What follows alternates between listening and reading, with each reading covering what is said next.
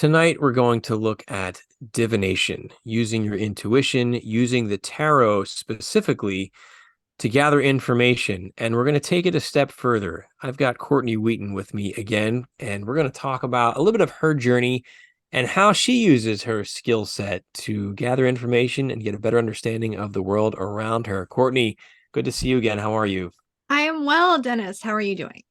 I'm doing well. I'm excited to get in this aspect of our conversation.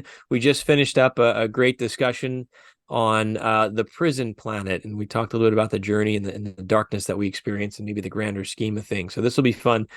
I guess looking at just the skill set that we use to get there and gather that information. Absolutely, and I'm tickled that you're having me on to discuss the tarot because it is definitely one of my top passions in life. It's my love, kind of a bit of addiction. So yeah, it's definitely something I can talk quite a lot about. So it's Well, good.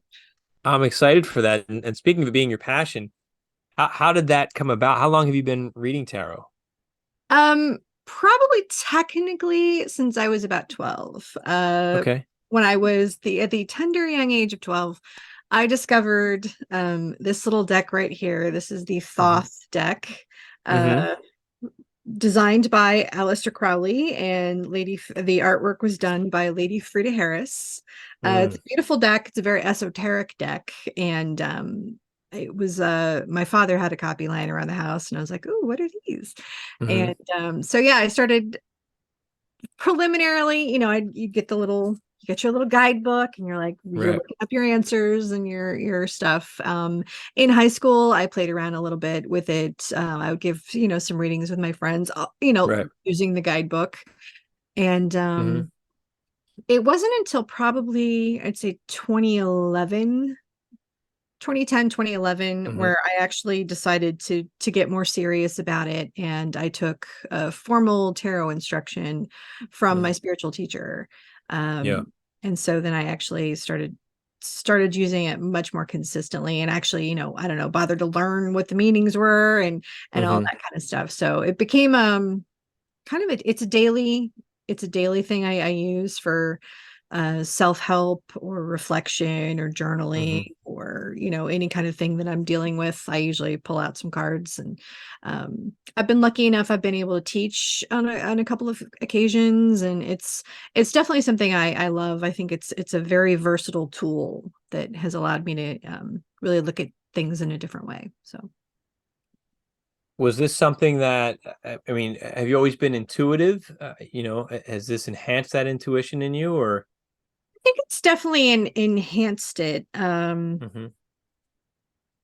I don't ever consider, it was funny, the previous weekend, last weekend, I participated in a witches night out event in my Mm-hmm. local community where I was reading cards for, like 10 or 11 hours straight. Right. And on my business license, it listed me as psychic, like Mm-hmm. they always kind of assume like psychic tarot reader. And I've Right. never felt comfortable with that Mm. terminology because I don't really consider myself psychic. I have an emotional empathic kind of thing with some people Mm-hmm. where if certain emotions I can kind of feel. Right. um I'm pretty good with horses in that regard. I'm good Mm-hmm. emotionally with horses, but as far as, I'd say, I'm perceptive about certain people. Like Mm-hmm. if I have a bad feeling about somebody, it's usually, Pretty spot on. yeah, and no Yeah. one will listen to me. That's my curse. It's Cassandra's curse. Like I'll say, avoid this person, they're no good, and people like, what? I Yeah. don't know what you're talking about. And Yeah. it's like then 2 years later you find out they're a scumbag or something. I'm like, Mm-hmm. told you. But Told you from the beginning. Yeah. um but yeah, I don't really get like, flashes of anything. I don't see the future, that kind of Mm-hmm. stuff. But I like them because they give me a different perspective. And I like having my perspective shifted because I think there's a What? lot of times you just don't see what's going on. So Yeah. And I think the cards give you a way. They give you a structure, and with tarot, sometimes it's kind of a looser structure because you said that there's some interpretation that's involved in it. Um, but what kind of things do you gain? What kind of knowledge do you gain from that? I mean, do you have those sit downs with people where they're like, "How did you know that about me?" I mean, is that the kind of things that you get into with it? You can, and it's interesting because up until just the last, I'd say, 2 years, I really Hmm. didn't actually read for other people. The bulk of my Oh tarot wow. work was solitary. Yeah. Whether it was doing my cards in the morning, or like I said, if I um for me, using the cards was a way to, if you wanted to especially examine like the past. Hmm. Say you had that horrible breakup when you were 25, and you really would like to know what the hell was the point of that person, or that Yeah. difficult thing, or what lesson was I supposed to get out of this, this troublesome element. I found that it was really helpful to kind of use as a tool to reflect. Hmm. For me, it doesn't always work so well when I try to look at the future. Right. For me, I get a better sense of like the present, or Hmm. the past is how it works pretty good for me. Um, but yeah, I would just have these readings where over time, and the day to day of working with the Hmm. cards, you realize that there was something greater at work, that Hmm. um, that it wasn't just random, and that if you get the same card on the same thing about the same subject, you're like, okay, something's talking to me here. And Wow. you start to kind of like pay attention to that. And yeah, I just started to realize like it was a communication method. And I know for a lot of people, they want, whether if they're in like, say, meditation, and they're talking to their spirit guide, or they're talking to their Hmm. higher self, or maybe, they're if an angelic being, or if they're channeling something or something like that. That was Hmm. a method of communication that I've never felt comfortable with. Right. And so I'm like, I really don't want things talking to me. Thanks. If you want to talk to me, you can use the cards. Like, Use the cards. But that's that's good setting. I know you don't like the term psychic for yourself, but you're setting psychic boundaries, which I think is very important because if you're just open up to anything, then there's a lot of intrusive things that can come in and bother you. So I think that's very important to have those boundaries. yeah, I was like, I don't want things talking to me. Thanks. No.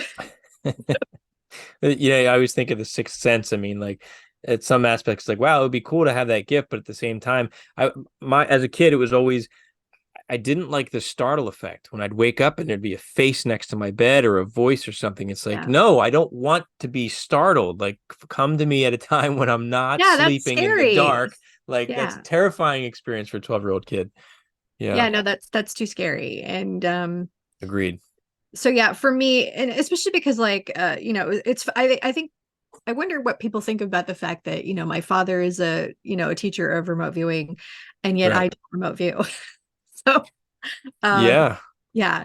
I've been around it for quite a long time. I've actually learned, I've learned the techniques, but I have aphantasia. So I have a really hard time picturing things in my mind. And for Edward me, was talking about that. That's you can't is that where you you can't can't visualize visualize. images? Yeah. Yeah. So like for me, I can I'm getting a little bit better with it, but in meditation, Hmm. things are very, very fuzzy. Um, Yeah. and it's like you're looking at it from very far away. And so um, the ability to picture anything in my head is just slapdash at best. And so yeah, remote viewing never really appealed to me because it's such a visual internal medium. Yeah. I don't have that inner eye.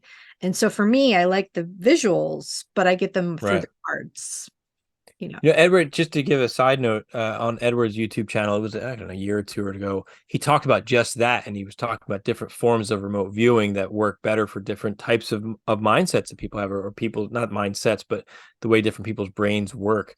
But that's interesting. I don't know if I don't think I have aphantasia, but it's interesting.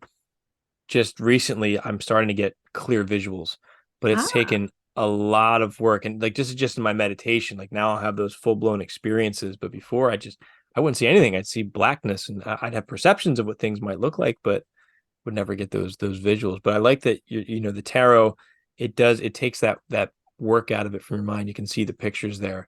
Now, when you're looking at your before I get into that, I want to yep. go back because you said Okay. something big. Obviously, your father, being who he is, being the teacher.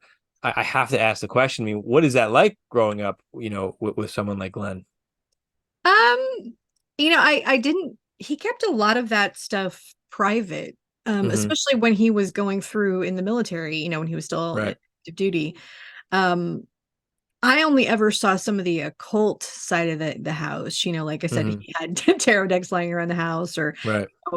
some occult books, things like that. I would be pick up on, but no, it wasn't until actually like the once the program was declassified and things started Yeah. becoming more public, and then I come to find out that he was doing all this stuff, and it was like I had no idea.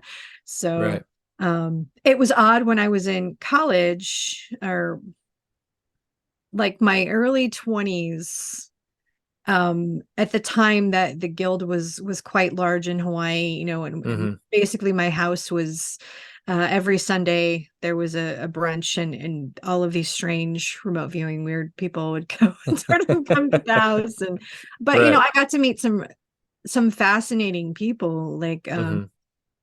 and people who opened the door spiritually. So that was when I first met Dick. I was Hmm. my late teens, early 20s when I was Right. first meeting Dick. And then the person who kind of opened the door for me spiritually was another one of the remote viewers. There is a wonderful woman, and a wonderful viewer and psychic. Her name was Rose Kopp, Hmm. and she was a psychic. And for my 22nd birthday, I think, she gave me a shamanic journey.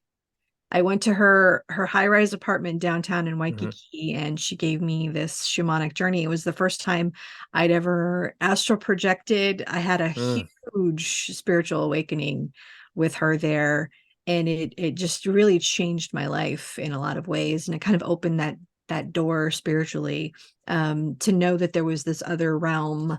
And I had such a profound, impactful experience with her during that shamanic journey. It really stuck Yeah. with me. So How did she create that scenario for you? it was so weird. It was like, just the drumming. I remember I was laying down on the floor of her apartment. She's like, okay, Hmm. we're gonna go to the spirit world, and we're gonna find what your power animal is. Where that was her Hmm. gift to me. She's like, I'm gonna go first. Right. And so she was laying down next to me, and it was the first time I'd ever felt like energy. Yeah. She was doing the meditative state to go down to the spirit world to find my animal, and I was Hmm. laying next to her, and I could feel all of the energy in my body shift over to her. And she Hmm. she just looked at me. She's like, Courtney, you can't come with me just yet. Stay where you are. Yeah.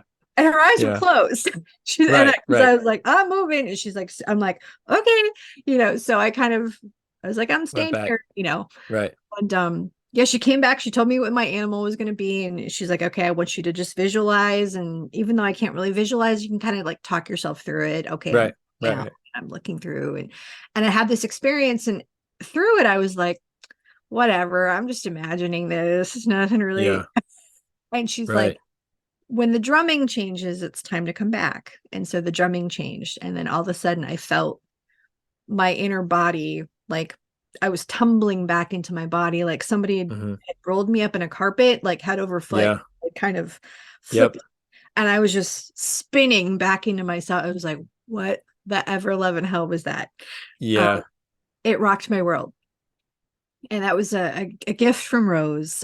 She passed away, um, Mm. doing, I think, a very weird remote viewing thing. um, Really? yeah, I think they were doing some health stuff, and I think they kind of pulled something into her. She died of a brain tumor. Oh, Um, wow.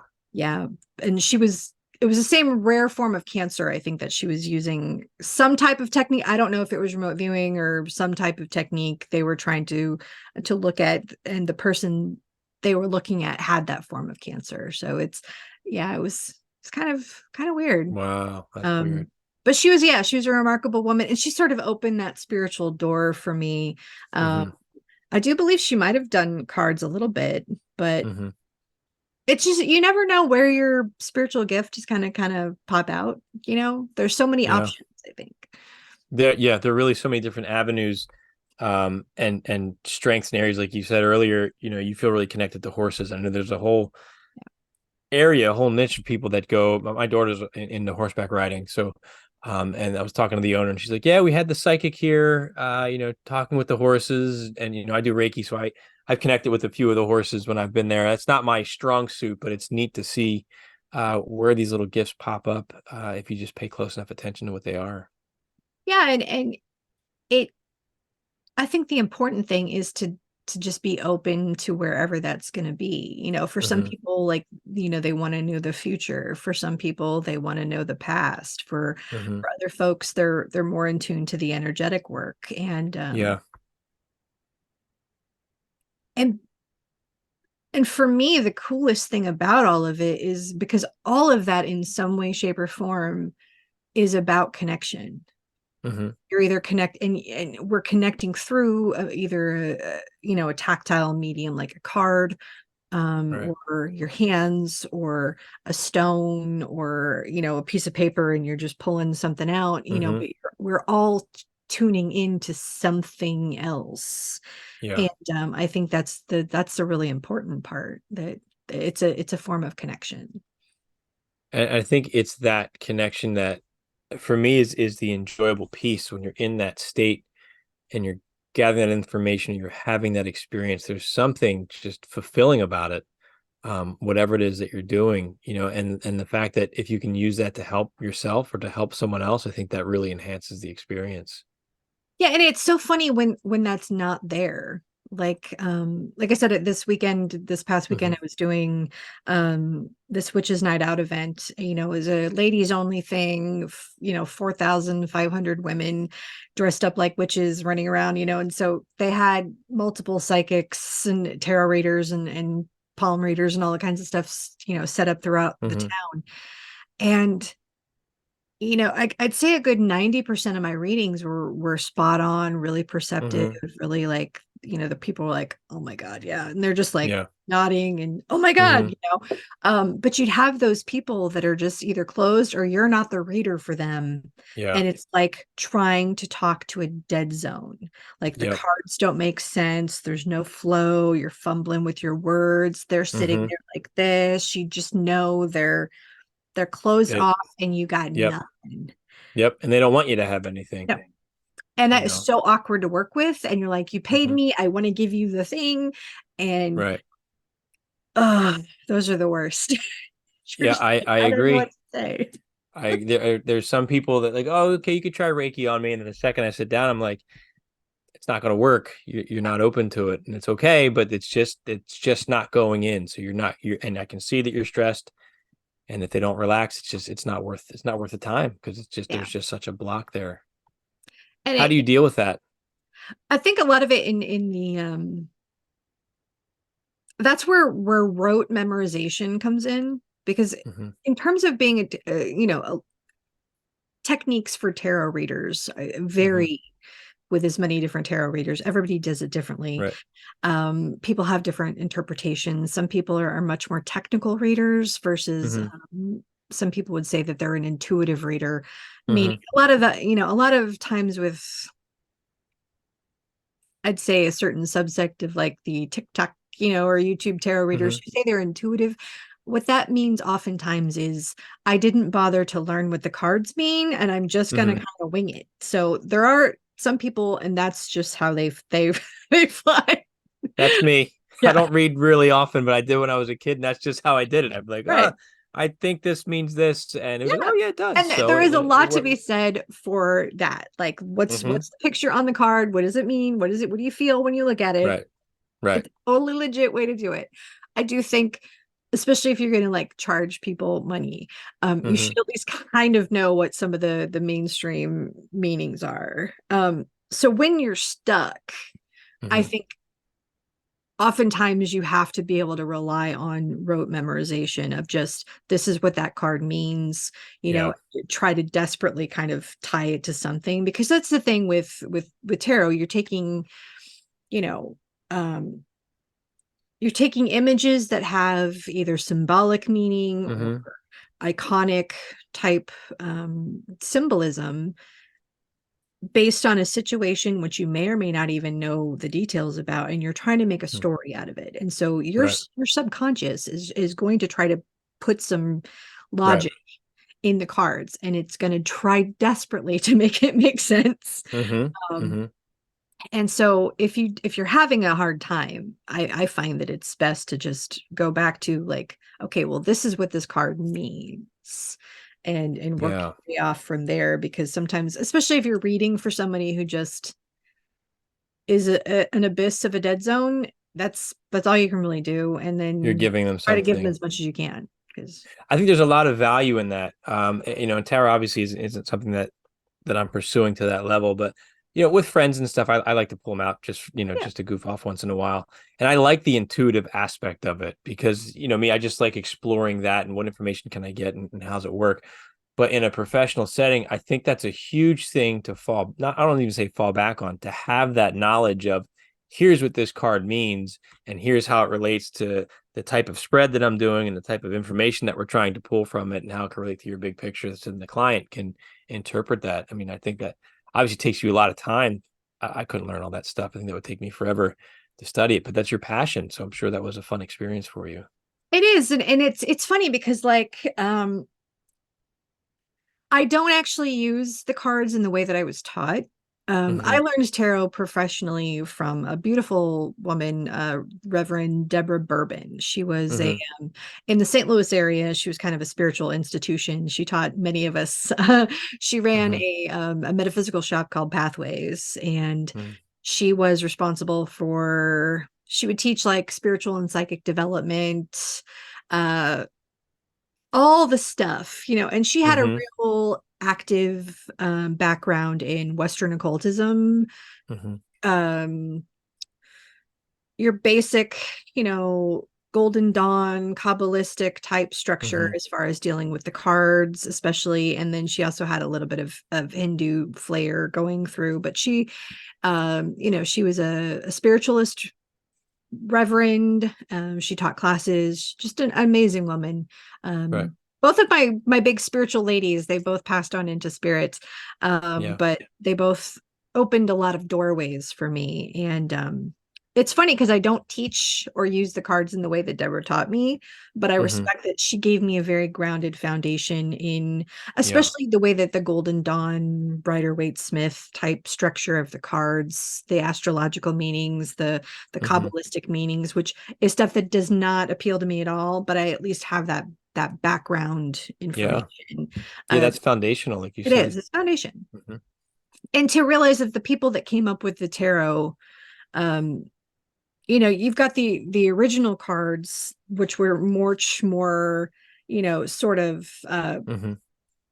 they had the major arcana, but they didn't have illustrated minors. If they Mm-hmm. were used for spiritual, like the occultists back in the 17, 18, 1900s, they only really ever looked at the major arcana as, something of substance. The Mm-hmm. other, 54 cards out of the deck, they just thought were sort of useless. Hmm. It wasn't until the 1900s where the minors kind of started to get um, Yeah. their due, and much more meaning put in it. And so it became a much more usable tool. And so with that, there's a lot of those secret society Western occultist meanings that got put into the cards. And whether or not you like that or not, it's sort of baked into the cookie. And I think a lot of people, you kind of need to at least be aware of that. You don't necessarily need to believe that that's the only way to use the cards. There's lots of different ways to use them. Yeah, I'd say they're a tool and there's such a diverse because there's so many different types of cards out there as well, right? So many different possibilities in how to apply them and use them. Absolutely. And even in just in general, the overarching concept is cartomancy. It's divination with cards is Hmm. called cartomancy. And you've got, there's your tarot cards, and then what's popular these days are oracle cards, which Mm-hmm. are do not have a structure. What singles out a tarot deck is the fact that it's got four suits, and a separate suit that's the major arcana that has Mm-hmm. specific cards. But there's decks that have all kinds of different types of styles, imagery, and then you've also got like sort of the old school fortune telling decks, which Mm. are Lenormand or Kipper. which are German or French style, which are like 36 cards. And that's where you get more of that sort of gypsy fortune telling of, you know, Right. you can kind of look at the overarching picture and see what's going on. So there's so many people do playing card divination, you know, just Mm-hmm. regular old deck of cards you can, Right. you know, you can read with. So it's a lot of fun, and it provides so many different interesting opportunities and outlets to kind of explore different ideas. I like to use multiple decks Mm-hmm. because sometimes just one, especially if you're new, it can be kind of hard to interpret. You're like, I don't really quite know what that means. Versus if you add another layer, you get another opportunity to get some more insight. So is there different, I guess, information that comes through, or types, or like feelings or flavors of information that comes through depending on the type of deck you're using? Definitely, you know, the style of imagery Mm-hmm. can drive a lot of things. 90% of the decks you're going to find are based on the Rider-Waite Smith style Mm-hmm. imagery. They're all clones of Right. Rider-Waite. Right. But we are starting to get more and more variation because, you know, uh, people are like, it's the same pictures over and over, just, you know, Right. Just slightly different. changed a little bit. Yeah. Yeah. Um, but if you can read that deck, you can read like 90% of the decks out there, which is good. Mm-hmm. But it's when you are using like multiple decks, you get, if there's a change, Mm-hmm. that's what's interesting because so the imagery on the card, some of these newer illustrators, or especially if they don't quite know like some of the Mm-hmm. foundational things of tarot, like they might change something that was kind of integral to the meaning of the card, but now it's Right. different. So that's going to drive your reading in a whole different direction because if you're going with intuitive, like what's going on the card, Mm-hmm. if that's different now, then that changes the meaning. And so you have to be open to like what's going on. Um, Have you that's encountered that where like you're looking at this card and you get this meaning and you have a different deck? I mean, oh yeah. And you're like, well, and that's where your intuition comes in. mm-hmm. And being able to kind of look at the other cards and see what's going on and be open to the spirit of the reading, you know, and Mm-hmm. that's where how you structure your spread, you know, so many different ways to do it um kind of come into play, but it's yeah, it provides a lot of flexibility, especially if you use multiple decks. Do you think your intent is involved too in terms of what you're looking at? Like intent meaning I'm collecting information on this question. Like the last one we talked about, obviously was about the prison planet. So that's Right. your intent, that's your focus. Does that help you with your interpretation I think it does because you have to have a framework through to that give it some lens? structure. Mm-hmm. You definitely do. Uh, I don't do well if I don't have, me personally, I like to have each spot have a meaning, you know, like have a Right. job, like a formal Like a spread. past, present, future, or Yeah. mm-hmm. Um, give me next Tuesday. What am I not seeing? What's going on here? And how can I do better? You know, like so Mm-hmm. I like to have a structured spread, but I do realize that other people they can just throw some cards out and they Mm-hmm. can tell you all kinds of stuff. I admire those kind of readers so much Mm-hmm. because I'm not there yet as far as I like things to have a little bit more boundaries. But Yeah. but yeah, having that just as a tool where you can like, okay, what's going on with this thing? But I think that one of the drawbacks is that that intention can also kind of play up a little bit if you're looking at for something like say that you're really emotionally invested in. Yeah. That's when it gets hard. Yeah, because your interpretation of that, Mm-hmm. you can start to make that seem whatever you It want. it's that I think that's the challenge. That's why they don't front load in remote viewing because you have that emotional attachment. I mean, having done intuitive work for myself, when I have those emotional things, it is really hard to separate like from what you want or what you're afraid of Right. from what the cards or the data is telling you. And that's where, especially if something, if you're really heavily invested in the outcome, Mm-hmm. I would probably recommend you know, get a friend or hire a third party or something to do that because you can, I think you can really, I know I don't trust the readings when I want the outcome to be Right. a certain way. Mm-hmm. It's the same way with like if anybody's playing around with a pendulum or something, if you Mm-hmm. concentrate enough, you can change the direction of it. Right. Right. It's it's subject to your will. And so yeah, I try not to, me personally, from if I'm going to read for myself, if if it's something I'm really like upset about or emotionally invested in, or I'm really hoping that something happens, I'll Mm-hmm. probably go to a friend of mine and be like, could you possibly read my cards so I can, because I Right. don't trust that. I want an unbiased person. But for stuff like present work or in the past, I think, Right. that I'm fine with reading for myself daily. Some people, it's always remarkable the amount of I guess old wives tales that you get Mm-hmm. about cards. There's some people think that you can't read for yourself. Hmm. One of the biggest ones is that your first tarot deck has to be given to you by somebody. You can't just Oh, buy a that deck. kind of lore. Yeah.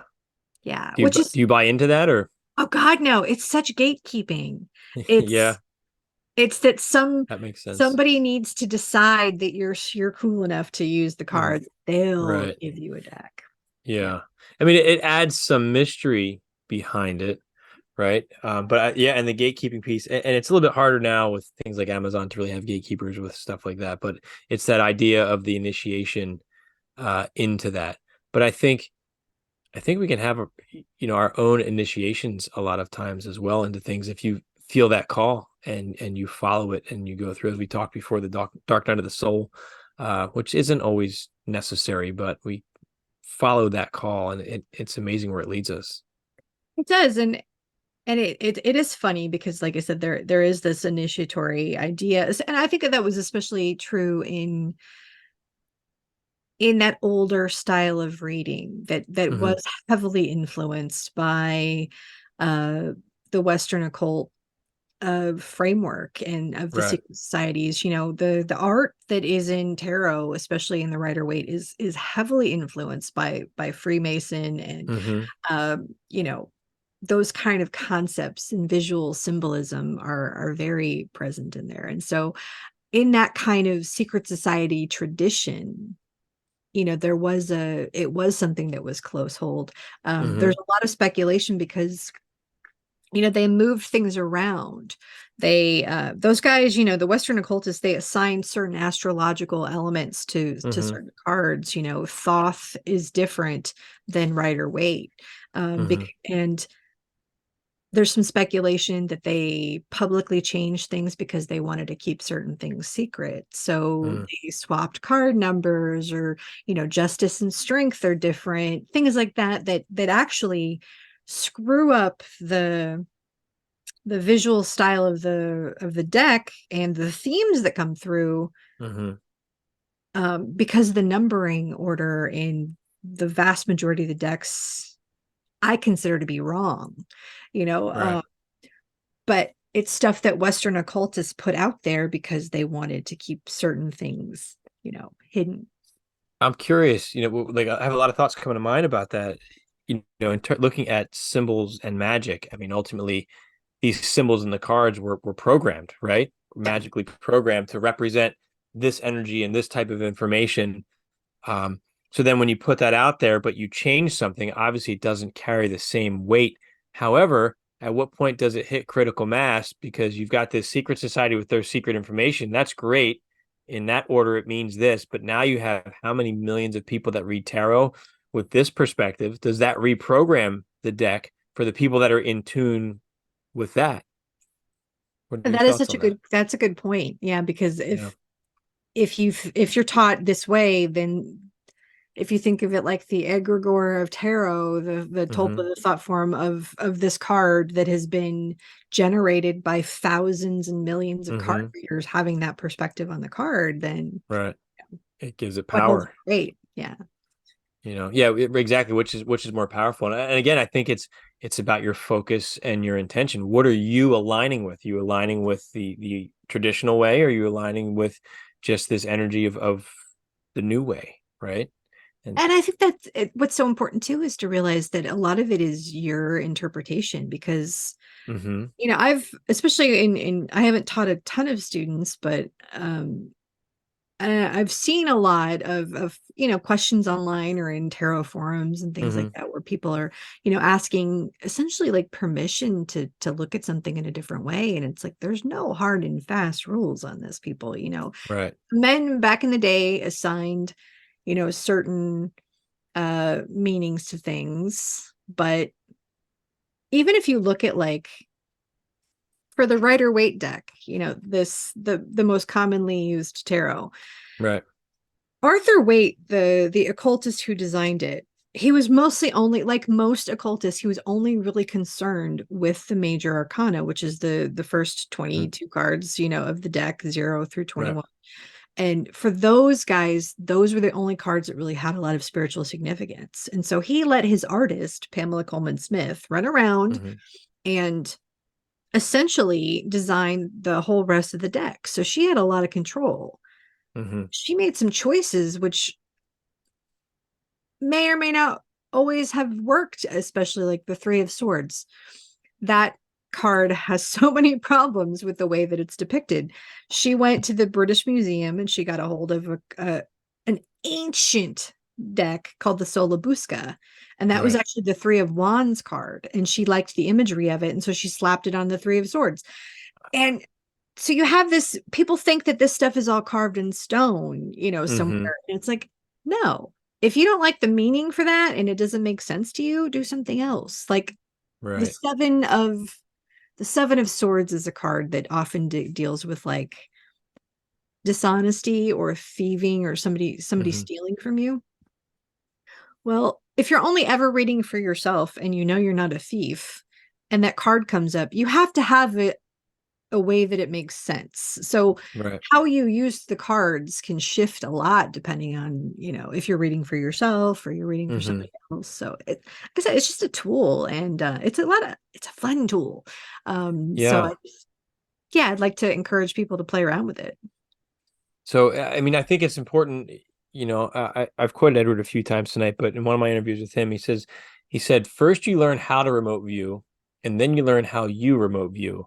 And I think that's important, um, really with any intuitive practice that you're going through. You have to learn the structure, right? You have to learn how this thing works, but you have to be willing to experiment, I think, too. And just play around and make mistakes. Oh, that didn't work. And this does, and this works better for me, and I'm going to go with it. And if you're getting results, what's stopping you? Just keep going, but have that courage. I know you have the traditional mindset. Here's how I'm trained. Here's the structure. I'm going to stay within this, and that's great, and that might work for you. But then you'll never know if there's more to it, right? If you can expand that even more. Well, and that was a huge expansion when, when I got the job working as, the analyst for hmm crypto viewing, now future forecasting group. Right. Um, the idea was floated that, oh, you're a tarot reader. We could probably, hmm throw in a little something. I was like, the first time I sat down I'm like, how the ever loving hell am I supposed to remote view cryptocurrency? Number one, don't Right. know much about it. And I was like, Right. Yep. so it's so funny, my early videos, I'm like, I don't know what you guys want, playing around with different Right. spreads and trying to find a hmm format. It was very experimental of trying Yeah. to figure out like, I don't know how to relate these concepts to currencies. That was hmm quite a struggle. It's like, I don't know what the heck this is Yeah. supposed to say. But you figured it out, and I think it takes creativity, which I think is a manifestation of our intuition, right? It comes out through our creativity, regardless of how you're doing it. I mean, I think you're in a similar state, like as a writer or as a musician, using that intuition, that signal line that comes in to develop a way to gather that data, and that's exactly what you did, and that's pretty incredible. Yeah, and it's funny when you say that because it just reminds me of when the viewers are working. Sometimes they don't really. It's not until maybe after the fact or a long time later that they can maybe see what it was that they actually saw. Right. Um, I think at the same time it goes with the tarot because it is such a strangely visual medium. You could be reading for somebody and you have no idea the depth of the situation, but there might be Right. something on the card or just a random word you say, and it really it gives them this whole, because they have the backstory, they have the Yep. insight. And so many times, in the comment section, after I would give a reading about a crypto or something, somebody would come out with a comment and Mm-hmm. provide some additional, because they had much more knowledge about maybe the Right. crypto in question, and they were able to see all this extra stuff in there that I couldn't see, but they were able to see. And that's what I love Right. about the medium, is because I might not get the whole picture, but maybe you do. It's valuable to somebody else, Yeah. right? Consuming it. Yeah. Yeah. Yeah. And to me, that's always fascinating too, is the less you understand, I think the better, because I mean, to me, it's just more validation of like, hey, no, I'm getting this from somewhere else, Yeah. right? There's something else. And you said there's something else at hand. Do you have any idea? Can you talk a little bit more on that, on what else might be going on beneath the cards? Like I said, I somewhere along the way, I established that, if something wanted to talk to me, it Mm-hmm. can navigate me through the cards.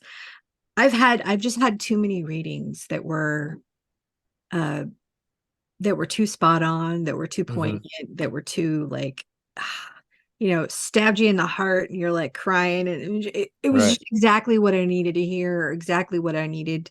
Right. Um, I have gotten such comfort, Mm-hmm. support, especially in times of great fear. Because I live a pretty isolated life. I struggle, Mm-hmm. I have some struggles that keep me a little bit isolated for people. Mm-hmm. And Yeah. so those darker times, I turn to my cards, and the amount of times I've been given the direct message, that I am protected, or that it's going to be Mm-hmm. okay, or that this is what you need to focus on, and sometimes it could even be like, you know, stop wallowing, Courtney. You need to like pick, Right. put your big girl pants on, and Right. get in there.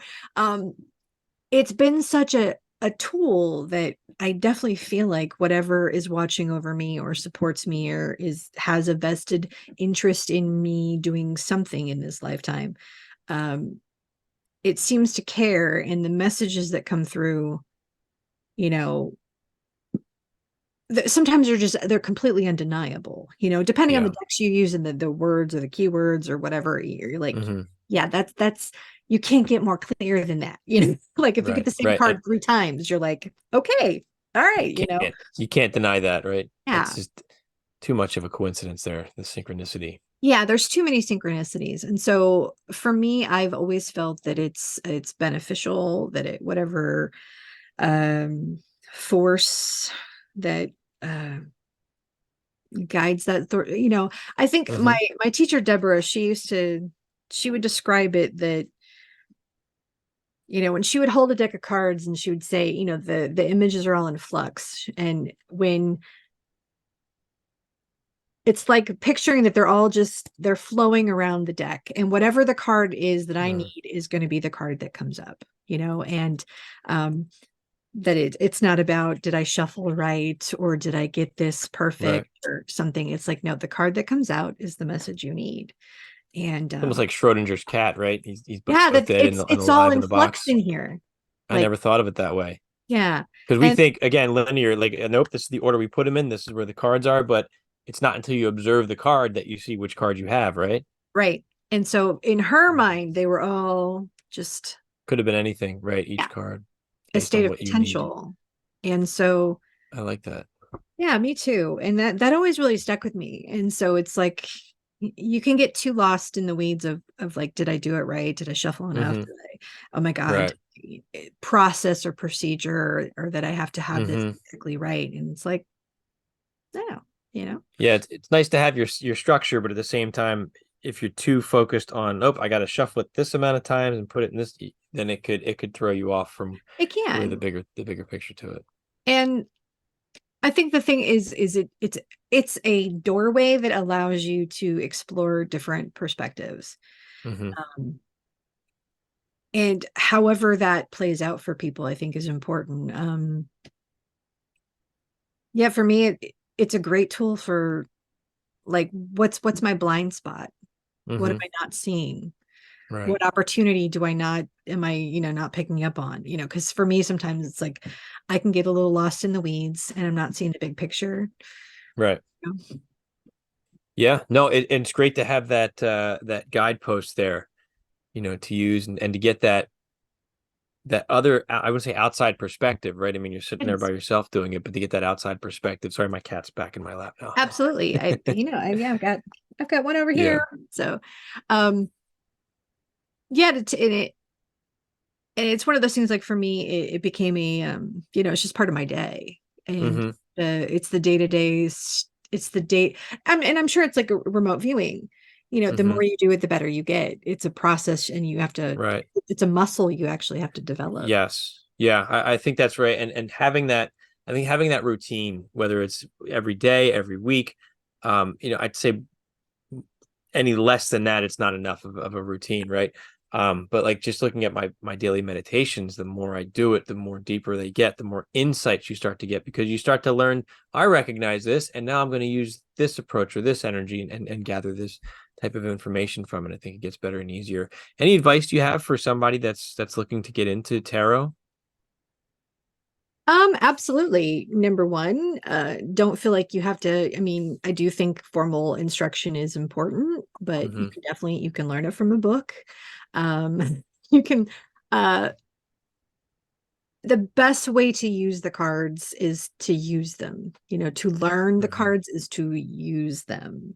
Right. Um, I would recommend my favorite book for beginners Hmm. is Learning the Tarot by Joan Bunning. It's kind of an older book, and she has stripped out a lot of the esoteric crap. So it's the meanings are nice and clear cut. Hmm. It's very clear. Don't mess with reversals. As my tarot Hmm. teacher told me, there's enough negative cards in the deck. You do not have to add to your trouble.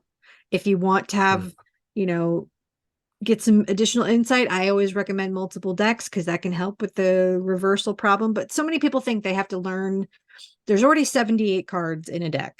If you Right. add reversals to that, you are just doubling your load. And Yeah.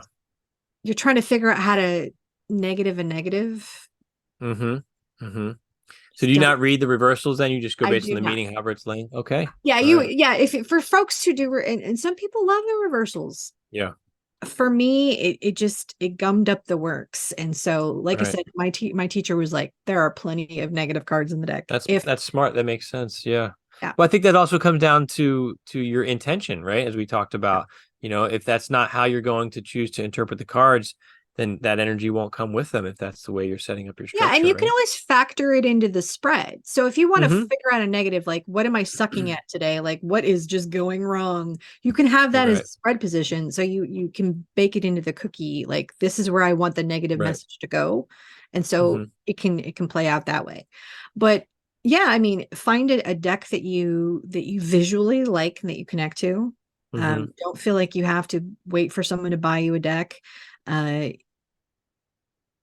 you get yourself an I do not recommend like 78 degrees of wisdom or some of the more bigger a bigger tarot guidebook is not necessarily better. Stay away from like holistic tarot by Benabel Wen or any of these things that look like they're super complicated and Right. Right. keep Keep it it simple. simple in the beginning. Keep Yeah. it simple and Yeah. just every day, just pull some cards and Mm-hmm. maybe get a journal, write about them, look up your meanings in the guidebook, and Right. over time It it's starts a to click. language, it starts to make sense. Yeah. Yeah. You're not going to learn it in a day, right? It takes a No, long time and to master that skill, I would think. yeah, so some of us we like, we assume some people like elemental structures to it. Like, for some Mm-hmm. people it's cups or water, wands or Mm-hmm. fire, swords or air, things like that. Mm-hmm. Find a structure that you like. And the biggest thing I would say is consistency. Yeah. If you um if something makes more sense to you, stick with that. Like I Mm-hmm. have a different we call it correspondences with the court cards. Some Mm-hmm. people put an elemental structure on the quartz. So for some people, like pages, they consider to be um, earth. Mm.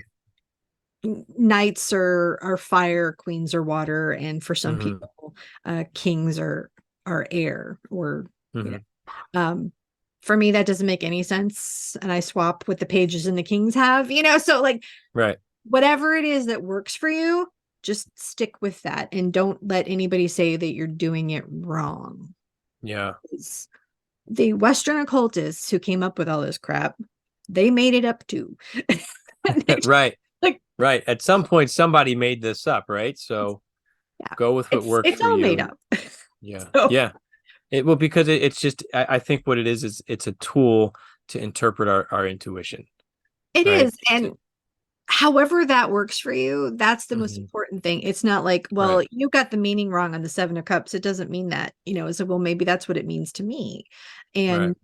And I do think you should have some formal study, but I don't think you should Hmm. be locked in and only thinking that that's what it is. And like I Right. said, because the meanings of these have evolved over time. They were Hmm. arbitrarily assigned and sometimes messed around by Western occultists. Right.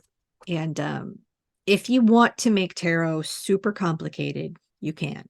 You can add Right. astrology, you can add the tree of life, you can add Kabbalah, you can add all of Hmm. the Jewish mysticism your heart content, and you can make it so cumbersome that Hmm. it's almost impossible to use. Or, Yeah. I mean, I'm sure that would make for a great product, right? yeah, Great showmanship if you can figure that out. But I think the overall theme is like, if you want to read, just read, and you'll figure it out, really. Just yeah, do the time and be consistent with it. Great yeah, and advice. practice and like just Hmm. carve out, for me, I like my morning routine. I Yeah. lay in bed and I work some cards, and that's kind of part of my morning routine. Some people like to do it at the end of the day. Um, I got nothing left at the end of the day. I'm way yeah. better in the morning. Yeah, I'm a morning person. So it's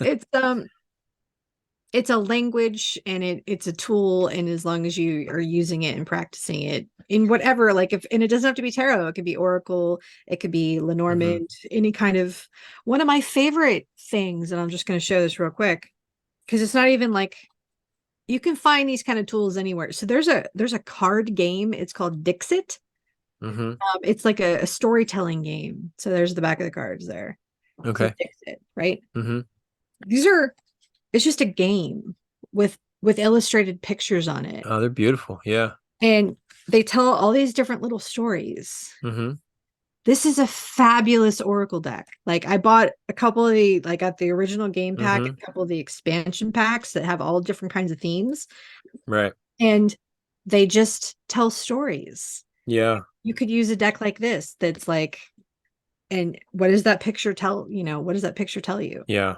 Yeah. I think my opinion, based on my experiences, I think you can really read anything, Yeah. right? Because that, again, that's just a tool to connect you to your intuition. I remember I didn't know all the meanings of the cards. Just a quick story, but I read when I was like 16 years old. I remember sitting with a friend. I even forget what card I had, but I looked, the foot on the card of one of the guys stood out to me. I was like, I'm getting something with a foot. I don't know why, but the foot's, and she's like, my grandfather's sick and he just broke his foot yesterday. And it was like, oh, wow, wow. That was a pretty cool coincidence that I just got right there. So I think there is some power to things like that. That's a And neat that is suggestion.